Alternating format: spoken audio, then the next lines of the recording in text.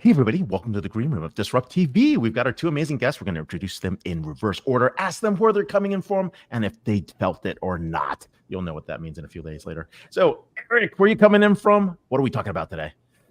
I'm here from the San Francisco Bay Area. We're talking about my new book, the AI Playbook, which mastering the rare art of machine learning deployment. Unfortunately, this art is still rare. Most enterprise machine learning projects with all their potential actually fail to achieve deployment. And we're going to talk about the enterprise practice so that we can get the track record much better in terms of deployment success. Rarer than an earthquake in New Jersey. Paul, where are you coming in from? What are we talking about today?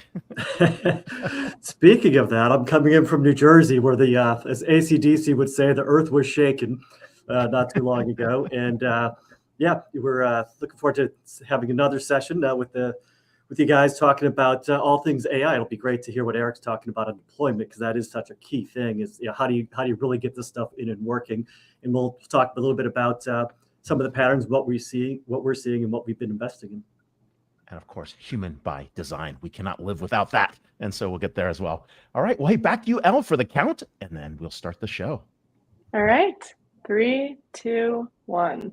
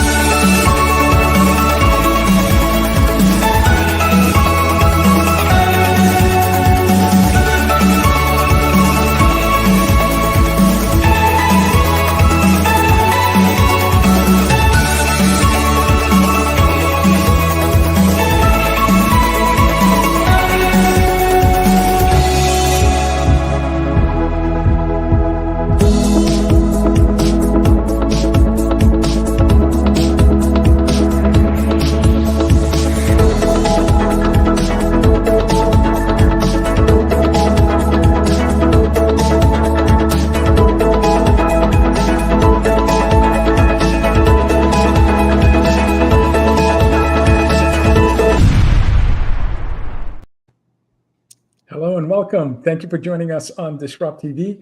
My name is Vala Afshar. I'm the Chief Digital Evangelist at Salesforce and your co-host for the next hour. We welcome you to follow us on X at DisrupTV Show. It's my pleasure to introduce my co-host, Ray Wang. He's the CEO, founder of Constellation Research. He's the best-selling author of Everybody Wants to Rule the World. I see Ray on TV just about every day. CNBC, Fox Business, Yahoo Finance, Bloomberg. In my humble opinion, he's one of the top futurists to follow on X at RWANG0. Welcome, Ray Wang, DisrupTV.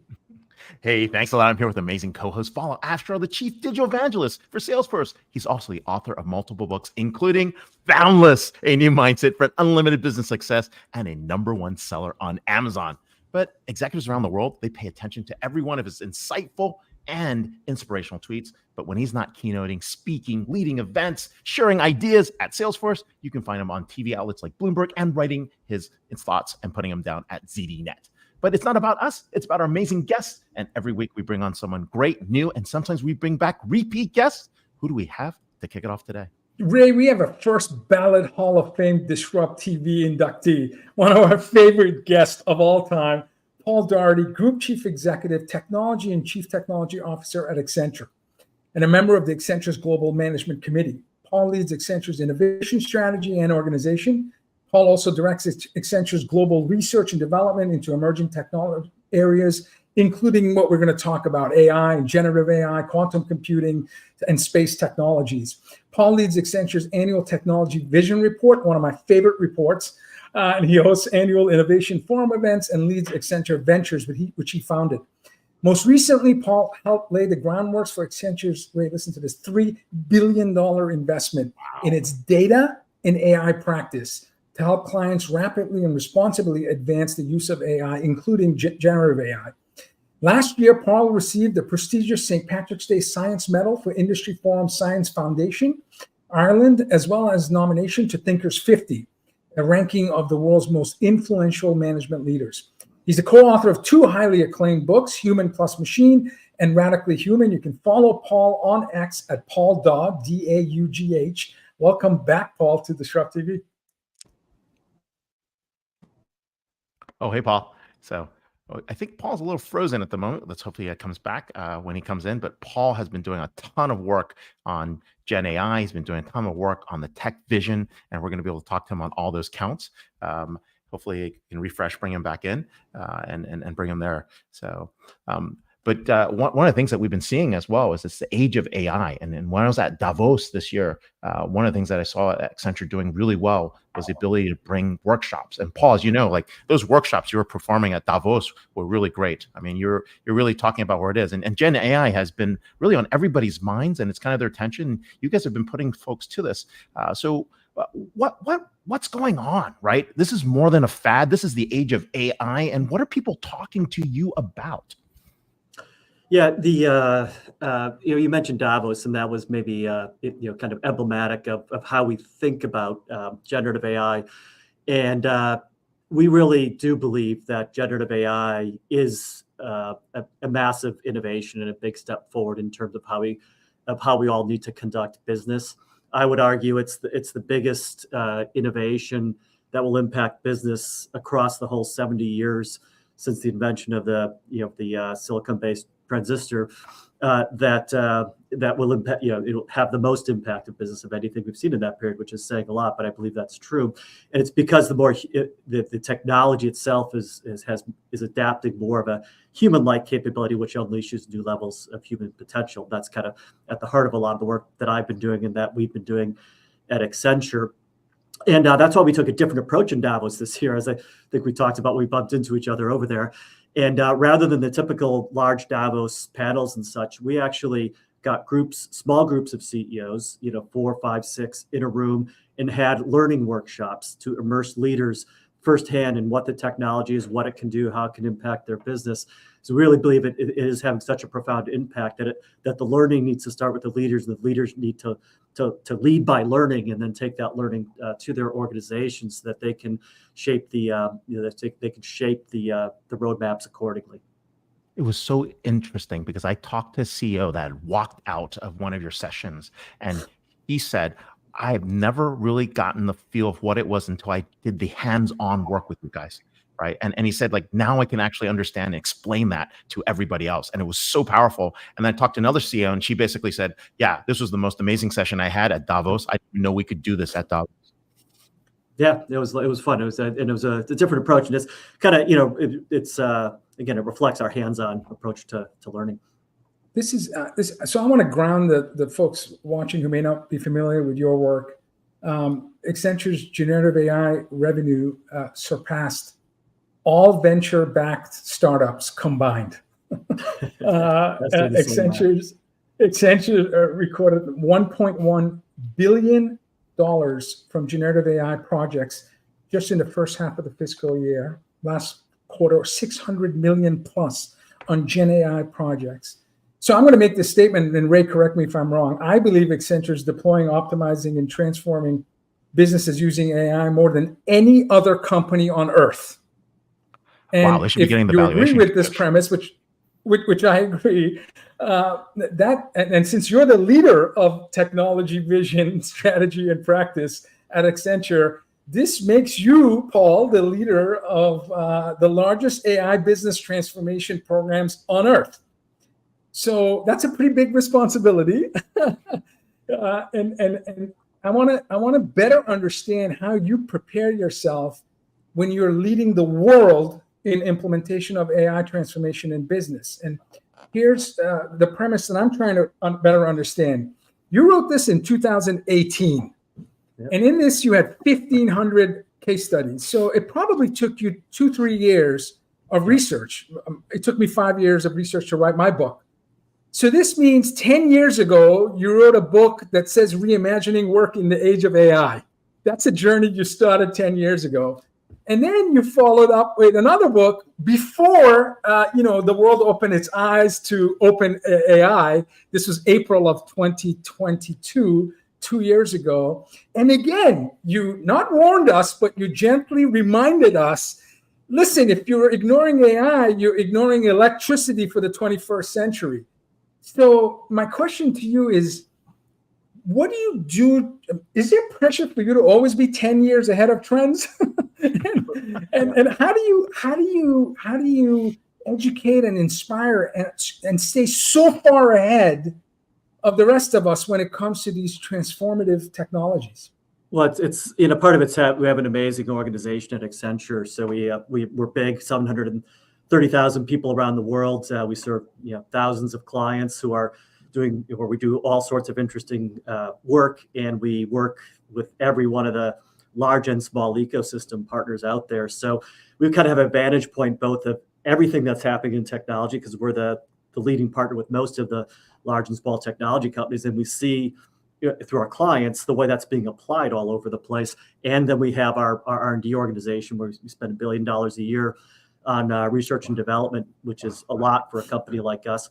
And so you put all those things together, combined with the academic partnerships and smart people like you guys that we talk to and everything else, and that's what gives us the window into the future. It's very intentional. We have an innovation architecture and approach we use to look ahead, and it's something that we do, and that's why we do things like when we see the opportunity coming. That's why we do things like we did last year, which you mentioned earlier, Vala, where we announced the $3 billion investment in data and AI over 3 years, and we're kind of at or ahead of progress on spending that money in very good ways.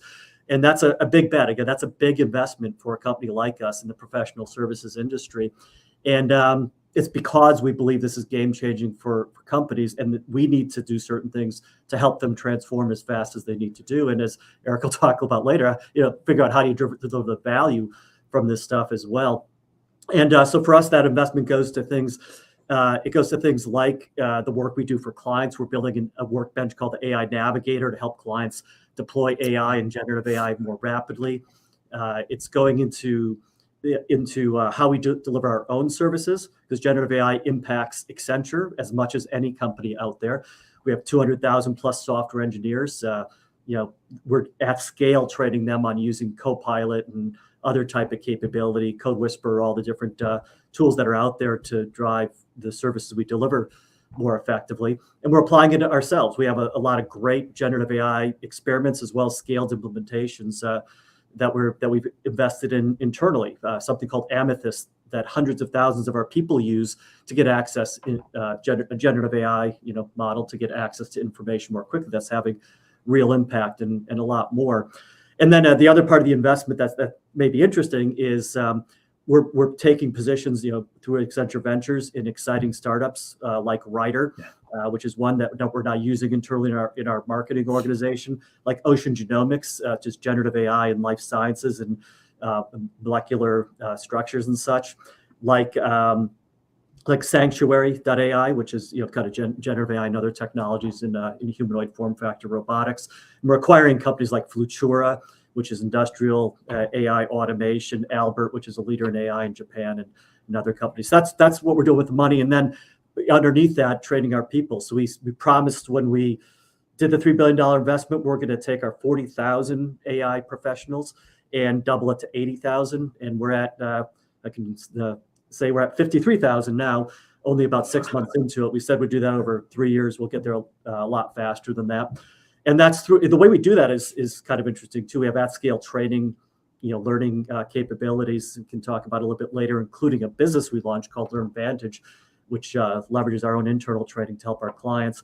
And we also form partnerships like what we've done with Stanford. We have a foundation model scholar program with Stanford, where we certify foundation model deep specialized engineers jointly across Accenture and Stanford, leveraging their faculty, which is amazing, and our experts. So a lot of different things like that. That's how we're putting the money to work. And as a result, we're doing roughly 1,000 generative AI projects for clients right now, about 30% of them going from experimentation to scale stages and able to see the real impact.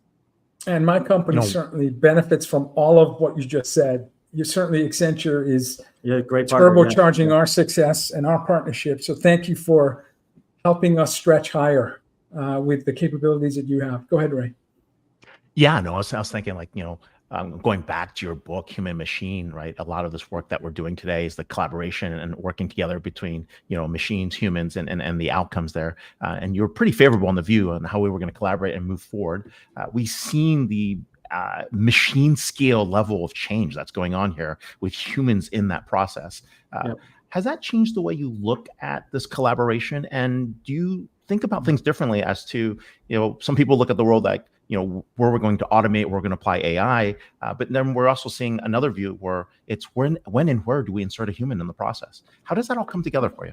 I'm glad you asked that, because we're in the midst of a lot of research around that right now. And there's going to be a new edition of this one coming out in a few months. Harvard asked us to— Breaking news. HBR Press asked us to reissue the book. So we've done a lot of updates. We've done some new research, and that'll be coming out. It'll look the same, but it'll be a lot of new content and research in it.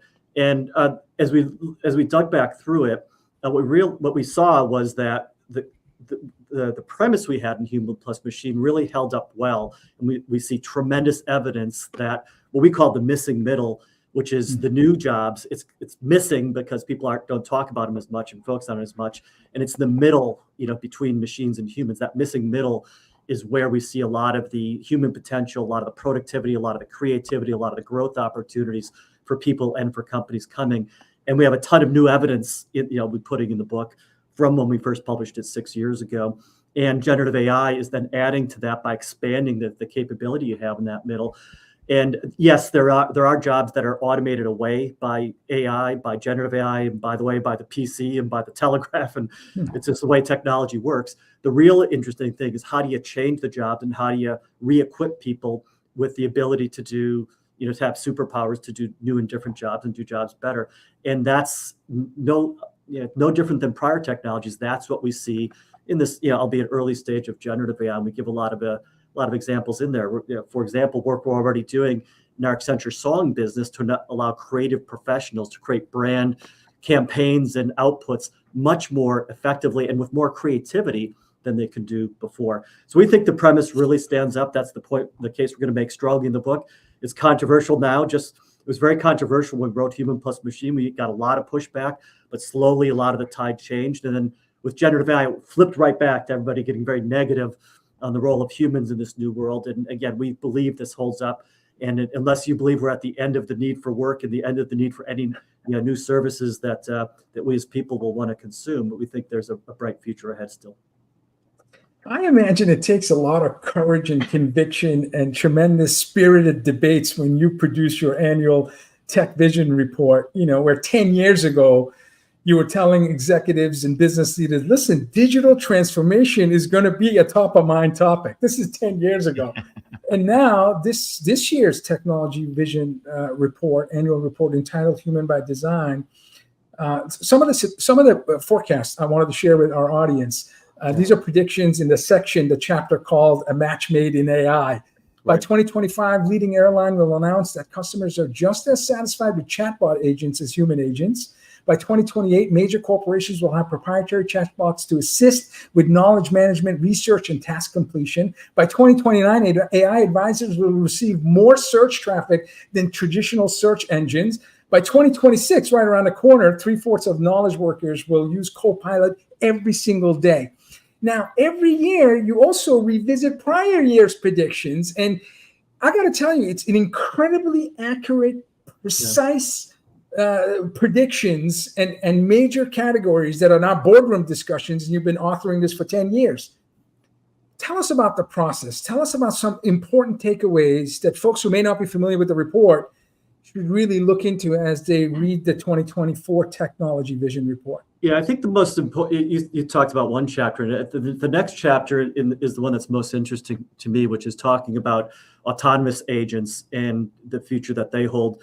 And it's interesting, just today, I was on with founder CEOs of two different startups that are doing amazing things to go beyond Copilot. So it's Copilot type capabilities that could also operate autonomously and do amazing things on behalf of us as consumers, as employees, et cetera. And I think the trends, if anything, those dates we gave around autonomous agent type of capability, I think we were too conservative. I think it's going to likely come faster.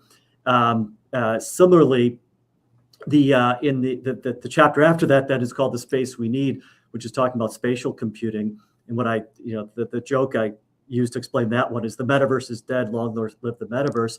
And we're taking a position in the vision, which I believe that while we all may have learned to hate the word metaverse and discard it, the trends around the fact that we will have a three-dimensional spatial digital world to interact with, I think is undeniable and is happening with Apple's announcements, Sony's announcements, and everything that's happening. We just have to work our way through the technology. And so we're talking in there about how it's going to happen and how it is happening in the industrial world first, which is why we don't see it maybe in the media as much, and then starting to bleed into the consumer world. And then finally, we talk about quantum a little bit in there too, which is starting to get interesting based on some of the things that are happening in PQC, post quantum cryptography and the need to take action in those areas. Paul, how many people contribute to the report roughly? Is that something you can reveal? We have a team. We have a core team of say dozenish people. Yeah. We work on it year round. It's of course you have to. We're always kind of working at it. We have an advisory board of people we consider to be smart people and challenge us on it from both ends of the spectrum. You want the conservative and you want the science fiction visionaries. So we have an advisory board of folks that help us year in, year out. And we collect a lot of ideas and crowdsource a lot of it from our people and our clients as well. So we have a kind of a broad canvas to look at to do it. I appreciate what you do because every year it's my most popular ZDNet article. So thank you. I look forward to the report every year anxiously. Yeah. Hey, related to that, I mean, we've been talking about this need for creating the skills for the future, right? And some of the skills are really around AI and where that's going. And you've been talking about the importance of that training and reskilling that needs to happen. And really, you announced the launch of this training platform called LearnVantage. And then I think yesterday, you guys also announced this big consortium to really make commitments to training a good number of people in terms of skilling, along with a whole bunch of tech companies. Tell us a little more about that and why that's so important as we make that transition to AI. Yeah, so we announced LearnVantage about a month ago. Something we've been, roughly a few months. Something we've been working on for quite a while. So we believe one of our core competencies, one of our differentiators, is our learning engine. We have 730,000 people around the world, and we have to spin their skills and capabilities continuously, so that they're the most relevant resource, for the clients that we work with. And we've been doing that for years, in kind of running and tuning and refining and enhancing that engine. A lot of AI in there to identify things like skills adjacency and learning proficiency, and how to, if you know this, then you can learn this other thing quickly. So we've been doing that for a while. We've been toying with the idea of we should do this for our clients, and it just turned out over the last few years, more and more clients said, hey, we want to learn to do what you do. We started having CEOs come to us and say, can you do this for us? And so we've been doing it for clients for a while, and then we finally said, let's just name it and turn it into a business, and that's LearnVantage. LearnVantage is the name of that business. We had a lot of our own platforms, but we needed a new platform to take certain of those capabilities to market. So we announced the acquisition of Udacity, which we're super excited about, bringing that together with the capabilities we had and with the ecosystem we work with, Coursera and others that are very important to what we do. And that's forming the core of this new business. And that was in addition to all those other $1 billion numbers I was talking about earlier, that's another $1 billion that we're investing in this business to get it launched and out to the market. Wow, that's pretty powerful. So, a commitment to taking 40,000 to 80,000 data and AI practitioners by fiscal 26, and you're at 53,000. So clearly you're going to exceed, the targets you have. And you've been also, in addition to talking about the importance of AI in business, you've been leading discussions in terms of ethical and responsible use of AI. Yeah. As you scale, Paul, to like just 80,000 in your own company, and all of these, Fortune 100 companies that are leaning into Accenture to not only learn about this new technology and capability, but do it in an ethical, responsible way. Can you talk about how much effort in training and enablement goes into just understanding how to properly use the technology to advance society in a good way? It's something we really focus on. Our CEO, Julie Sweet, is like super committed to responsible use of technology. So it starts at the top with Julie in the board, and kind of what we do. So it's not just me. It's kind of in, Sure. it's in our core purpose of what we think about it. Our mission statement is to deliver on the promise of technology and human ingenuity, and to do that, it needs to be done in a responsible way and with trust. That's kind of the grounding of it. But there was a chapter in Human Plus Machine 6 years ago where we wrote about responsible AI and what we thought needed to be done. And since then, we've been focused on doing it and taking that and doing it. So we believe that that's what's missing. There's a responsible AI gap that we're trying to educate companies on and help clients address. 95% of companies will say that they believe responsible AI is important. They believe they need to be responsible, and about that number can list a set of principles: bias and accuracy and human, focusing on the human needs and such. But only 2% of companies have systemic policies and processes and tools in place to ensure it. So 95 to 2, that's the gap. A lot of good talk, not a lot of action around it. We've been really focused on putting the action in place for about 3 years now.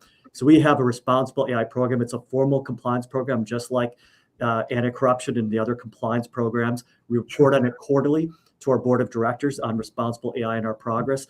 And we can identify every single use of AI in our company. We can tell you the risk level of every single instance of AI that we're doing for ourselves and our clients. And we can tell you how we're mitigating for the risks that are inherent in the way that kind of AI can be used.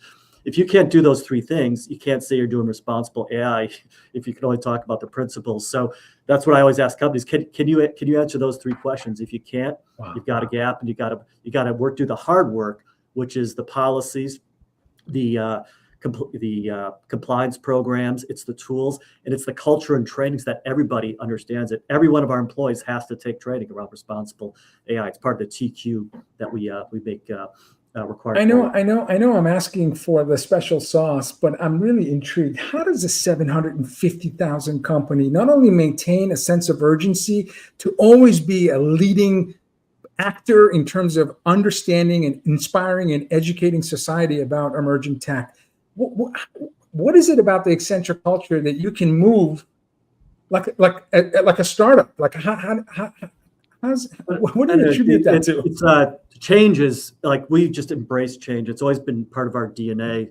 I've been around in the company a long time, as you know, before it even had its current name of Accenture, and we've always embraced change through every era of Accenture, and I think that's part of it. That change is good, and it's benefited us, because in the technology business, you've got to embrace change. If you're afraid, I remember when SaaS came about, and Salesforce was new, we had people coming to us, clients, investors, and others, saying, "You guys shouldn't be doing SaaS. That's bad for your business. It's because you guys, it's going to hurt your on-premise business." We're like, that's nuts. SaaS is great technology. It's going to deliver great benefit for our clients. We're going to be best and first at it, and that's going to grow our business.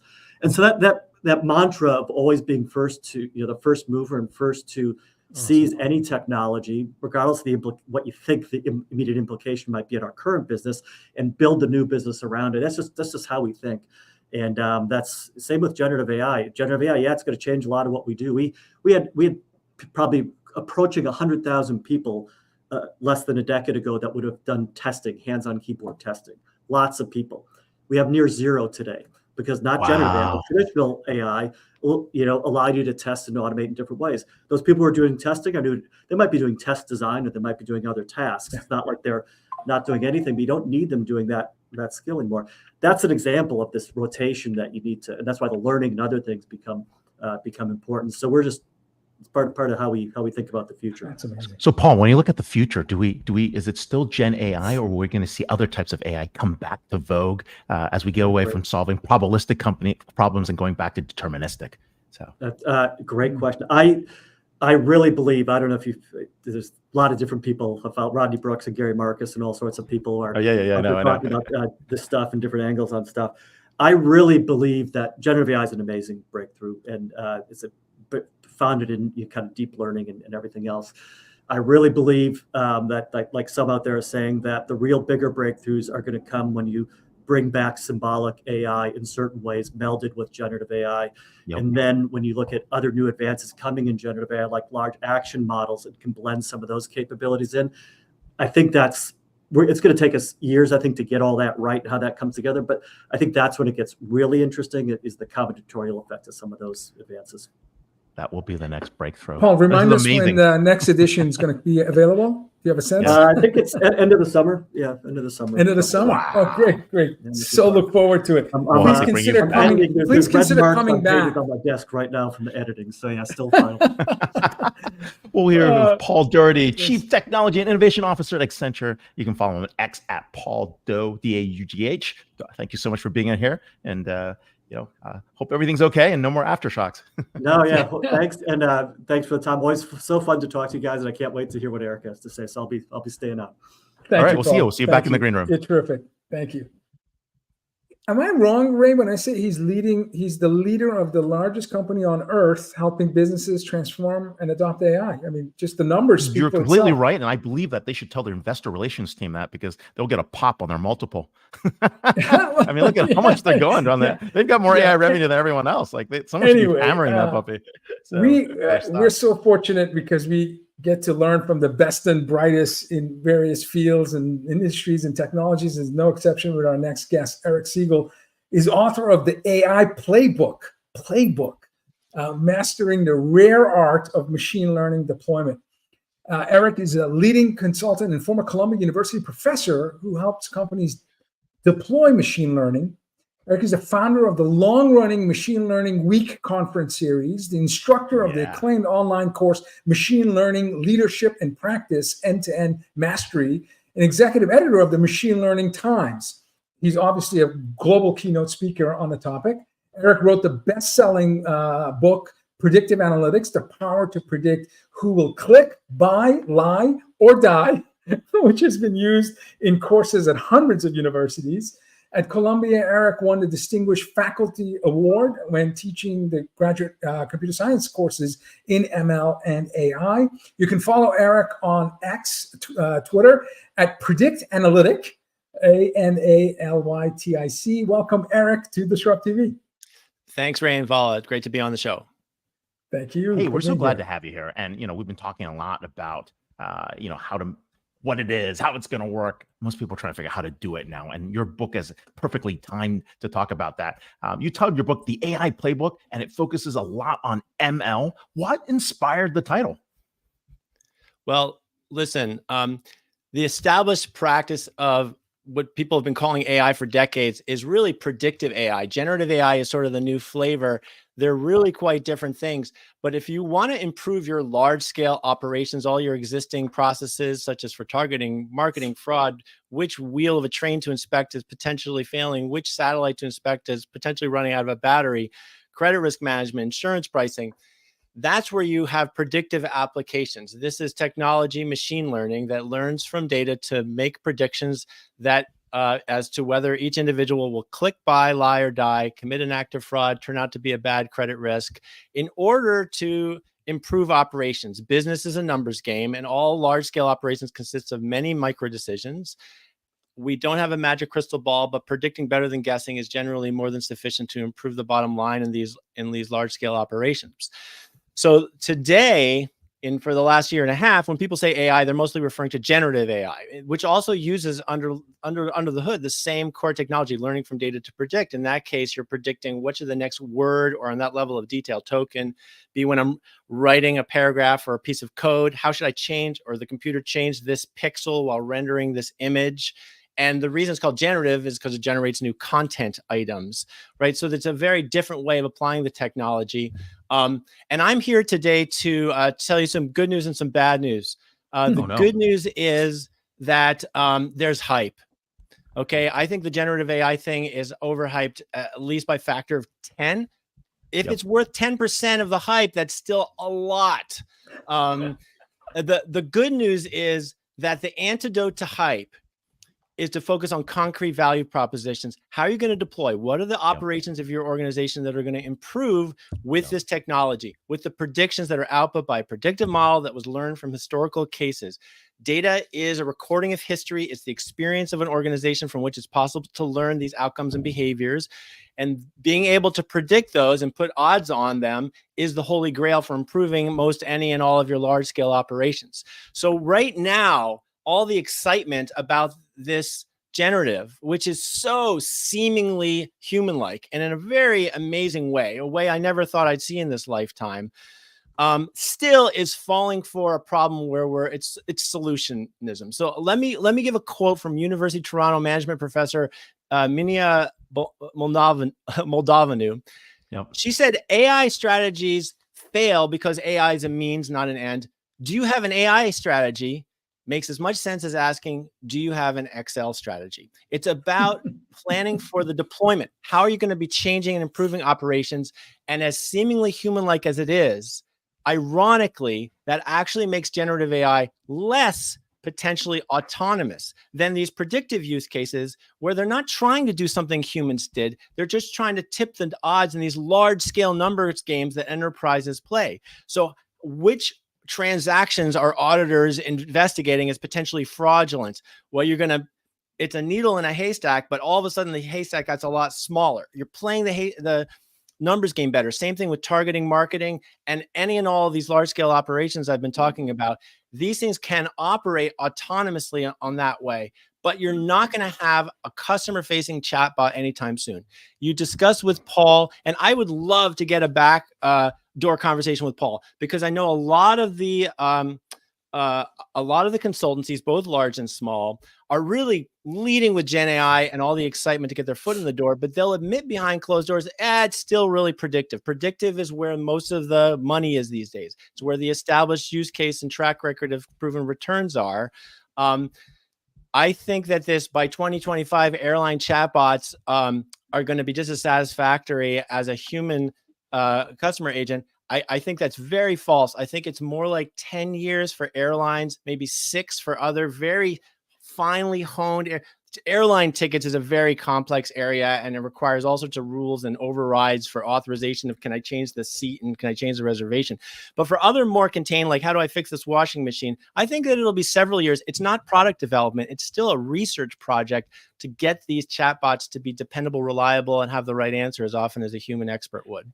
Eric, you're definitely right? There's a training component that actually has to be there, right? And being 85% accurate in customer experience, it's okay. We can get stuff around there. But 85% accuracy in supply chain means manufacturing operations fall, right? 85% accuracy in finance means someone goes to jail. 85% accuracy in healthcare, that's not acceptable, right? And so we see those things in the training models actually popping. And so it's interesting, right? I think the first questions that we should be asking is really, is it something that we're going to solve in a generative model, or is it something that has to be deterministic? And I think that's what you're trying to say here. And I think when we talk to like 25 to 30 services companies, right, they all agree, right? There's a lot of stuff that's going on the deterministic side first, the ML side, and and getting those predictive models right, as opposed to jumping to the generatives. But the problem is the boards are all talking about generative AI, and that's been the challenge. Are you seeing that as well? Yeah. Sorry, go ahead. Oh yeah, I mean that's what everybody's talking about. I'm sorry, Vala, what were you saying? I don't know if I can name the customer, but there's a large airport in Europe that's using AI technologies, a client of my company, and they're at a point of closing 4,000 cases a day with chatbots. And it's and the complexity of the cases are continuing to grow because the client is more comfortable letting chatbots continue with the engagement before intervening in the conversation. But it's mind-numbingly cool and fast. Up to 4,000 cases closed, and according to the CSAT, they don't have Net Promoter Score yet because they're not. The frequency of getting NPS is I believe biannual, whereas the CSAT is transactional.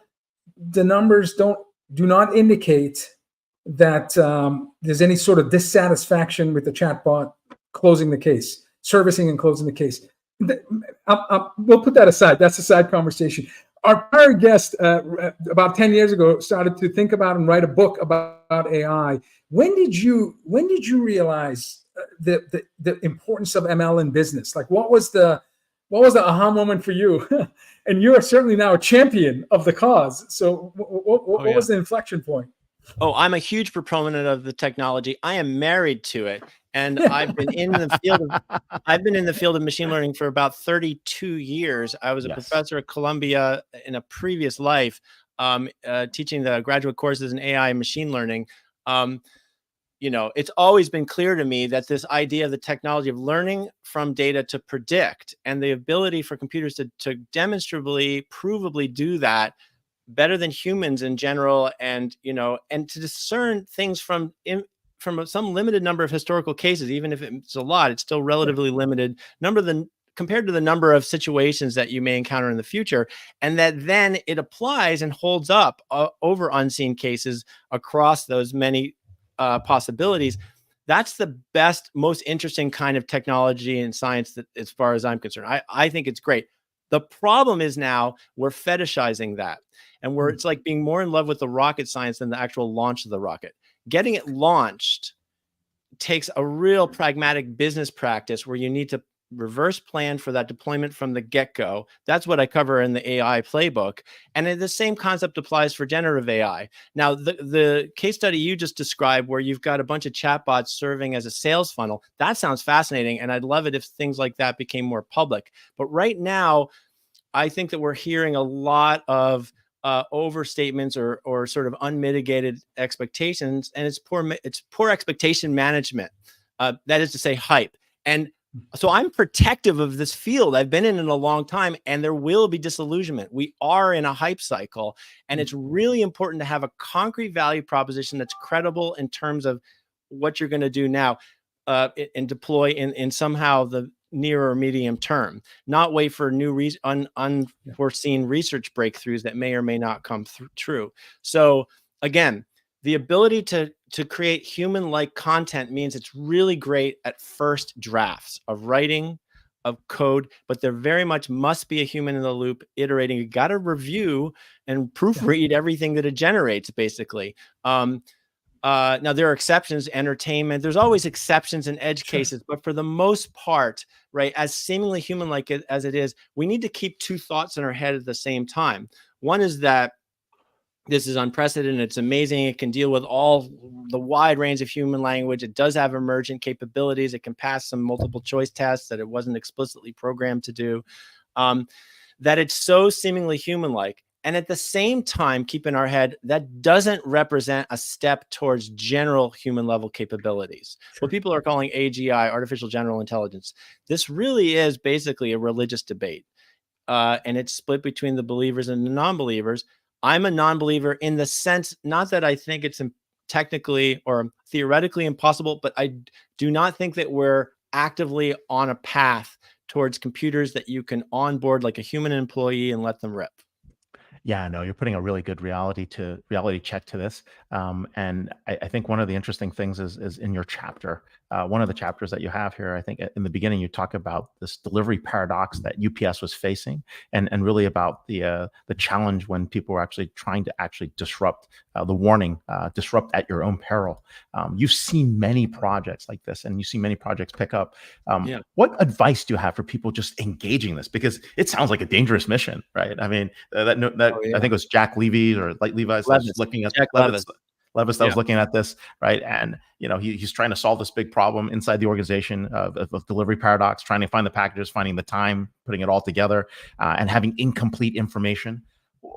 Yeah, that's an amazing. Is that a common problem? It's like, can you actually categorize this as a common use case like that? I'm sorry, I cut you off there. Yeah, no. I mean, even if you are focused very clearly on a concrete predictive use case, in the case of UPS, where will we have deliveries tomorrow so we can optimize the planning of how those will be shipped in the trucks? At a shipping center, how do I allocate these 1,000 packages to my 50 trucks for tomorrow morning's deliveries? And at the time that I need to start to plan that and actually start loading the trucks overnight so that they'll be ready for on-time departures in the morning, I have incomplete information because I don't know. Some of the other packages are incoming. They're not in hand yet. They may not be in the system yet, different time zones. There's all sorts of sources of incompleteness to that information. but the next best thing is to predict. So they augment the known packages with the tentatively assumed packages that are now predicted, and now they have a more complete picture.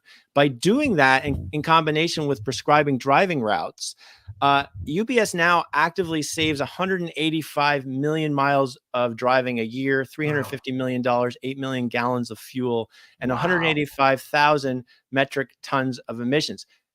But as you mentioned, Jack started out and people were warning him, this is career suicide. You're trying to get an established company set in its ways. That company, UPS, is now more than 100 years old, to change their operations. And that's a big missing piece a lot of the time when you conceive of quote unquote AI or machine learning projects, is like, look, this is the best technology. We're going to be, it's the most important general purpose technology. It's the most advanced number crunching, which means it's intrinsically valuable. Let's get a great expert and do it. It's not intrinsically valuable. The value only comes when you actually deploy it. When you actually change your operations, the enterprise practices, it's not business as usual. And so it requires change management. It's not just technology. It's not a technology install. It's like a consulting gig. It's a change to what the company's going to do. That needs to be part of the plan and the practice. Maybe we should reframe these projects, and instead of calling them machine learning projects, and Jack Levis did this, he just could process optimization. Sounds boring, but listen, the least sexy projects are actually the sexiest. This is where you enact real change. So we could reframe these projects to not focus so much on the technology, but on their benefit. Operations improvement projects that necessarily use machine learning as a core technology. And that's great because no one's going to complain that, hey, this is not an AI project. This is process optimization, right? Totally. We're doing cost reduction. We're doing revenue and growth, right? We're doing regulatory compliance, right? So putting it in that way actually gets a lot of buy-in. Yeah, absolutely. So, so look, I'll just take the moment to tell listeners what I cover in the book. And we also cover in the conference. Machine Learning Week was the first week of June in Phoenix, alongside our new sister conference, Generative AI Applications. Where are you Summit. hosting it? In Phoenix. So yeah, it's in Phoenix, first week of June, Tuesday to Friday. The first 2 days are training workshops, and the main 2 conference days with about 5 tracks is Thursday, Friday. So it's those 2 conferences co-located, Machine Learning Week and Generative AI Application Summit. So it's that head-to-head, right? Predictive, right? Which is older, but not old school. It's where still most of the returns and most of the investment are, but not where most of the attention is. Yep. So versus generative, right? And there's the shared keynotes at the opening. And in the conference has a business operationalization track, which I call BizML, and that's the practice paradigm framework, the titular playbook of my new AI book, the AI Playbook, which is that 6-step end-to-end practice that engenders deep collaboration between data scientists and stakeholders. And that collaboration is absolutely critical end-to-end across the project if you're hoping to actually get the project deployed. And why is that? Why does ML need a specialized business process? Because it's about improving operations with probabilities. And I hate to say the word probability. I know it sounds really boring, but listen, probabilities are the only thing we have, right? The best, one of the last remaining differentiators for large scale processes across enterprises, where so much has been commoditized, is prediction. That's the holy grail. But we don't have magic crystal balls. We don't have clairvoyance. We can't expect computers to. Whether a person, individual client, corporate client, or whatever, is going to click, buy, lie, or die, commit an act of fraud, these outcomes are really hard to predict, but we can put odds on them. And that is to say, predict better than guessing. That turns out to be a huge benefit. You know, if you can predict 3 times better than guessing, you could improve untargeted direct mail campaigns profit by a factor of 5, for example. So that just takes back the napkin arithmetic. So if you're predicting better than guessing, but not with absolute terms and 100% confidence for each prediction, what is that? It's probabilities. It's a number between 0 and 100. What are the chances that this customer is going to click, buy, lie, or die, that this train wheel is going to fail, whatever the outcome or behavior that would serve that particular operation. So that's what it is. But, you know, Earlier, Ray, you referred to this idea of deterministic, but I think what you're trying to describe is what I'm referring to actually is predictive and probabilistic. It is. So like Nate Silver in his book, The Signal and Noise, he talks about we got to do probabilistic thinking. It's more than probabilistic thinking. It's probabilistic doing. It's systematically acting on per case probabilities over millions of decisions. Who to investigate, incarcerate, set up on a date, or medicate, and includes healthcare applications.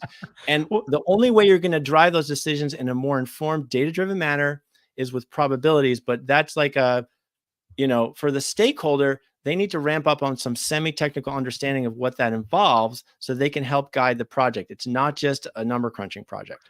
Plus, you're doing dynamic feedback loops at scale, right? I mean, you're continuing to create these processes. And so you're basically trying to do signal intelligence at scale, bring it back, test it again, bring it back, test it again. And this is not at human scale. This is in milliseconds, right? I mean, you're trying to ingest and you're basically refining every time you bring back information, insight into the model.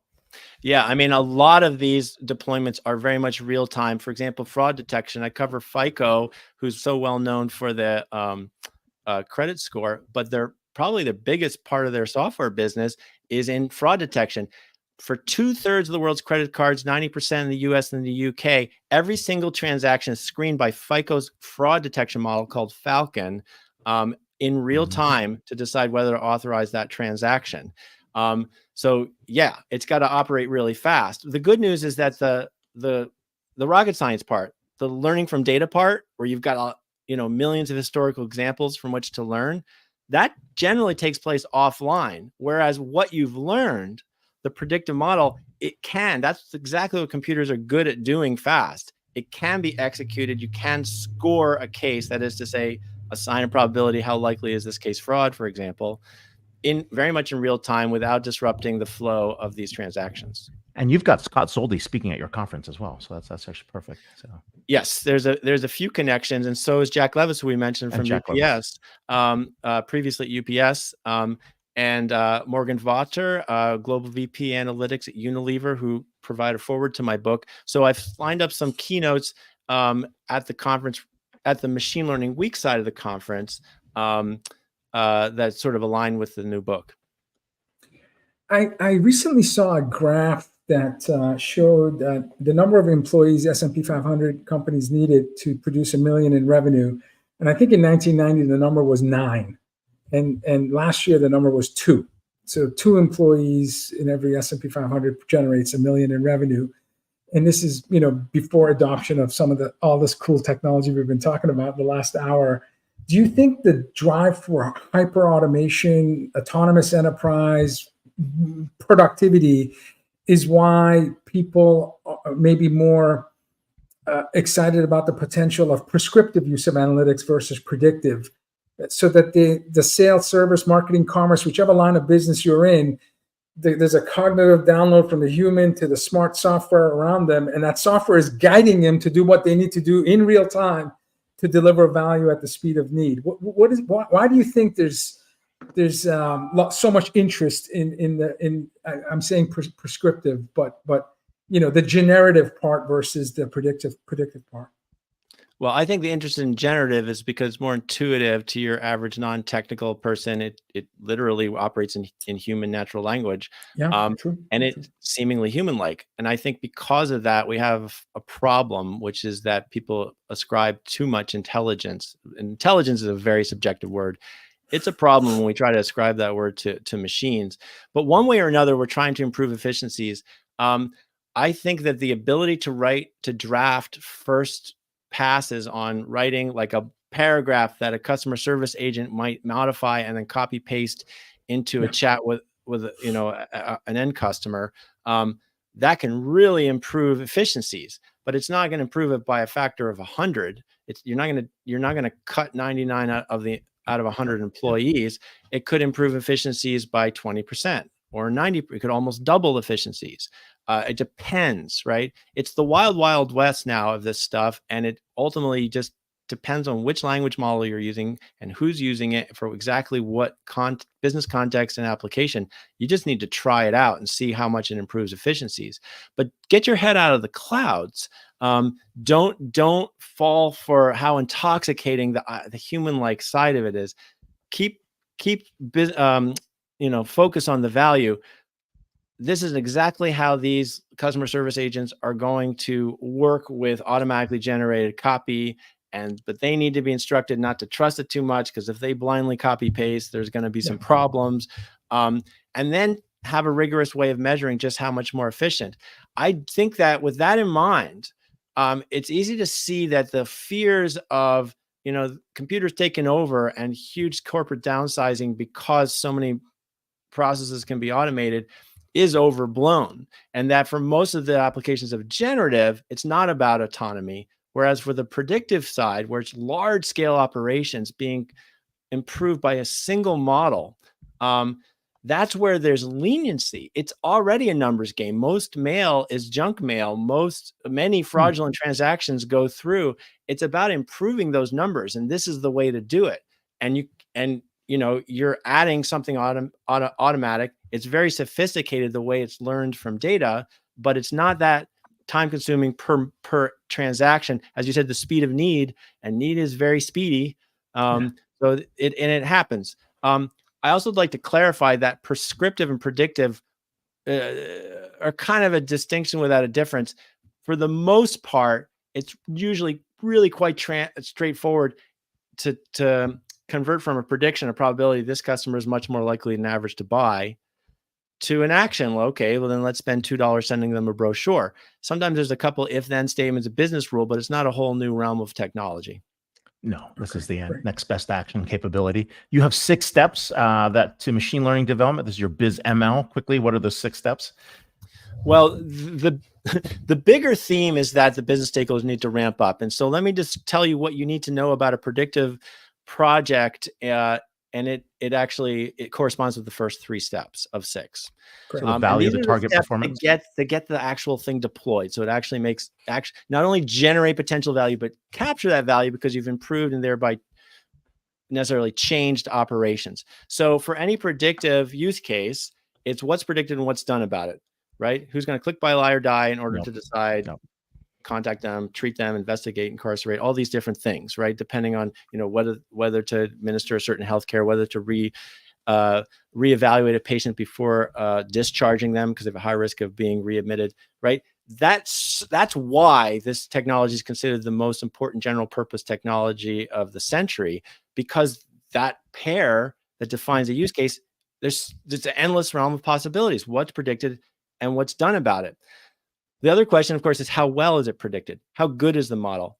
How much better than guessing does it predict? And in some cases, it can be very confident. Is there a traffic light in this picture? What's the medical diagnosis from this radiology image?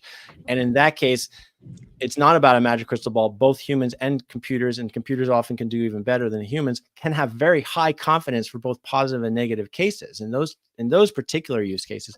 But either way, it's about automating that prediction and putting those probabilities.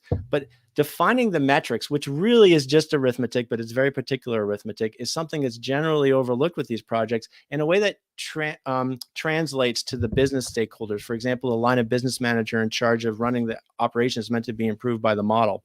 So what you need to do is have some kind of concrete sense of how much better it is than guessing, some metric that's about the technical, pure predictive performance, and then also the business metric. What's the KPI? It's like profit or ROI. If we deploy this model in this way, if we integrate it, operationalize it into existing operations in this particular way, how much does it stand to improve those bottom line measures like ROI and profit? So what's predicted, how well, what's done about it? Not in that order, it corresponds. The first 3 steps are really pre-production, define the project, make sure everyone's on the same page. And we've really pathed a concrete, credible route to successful deployment.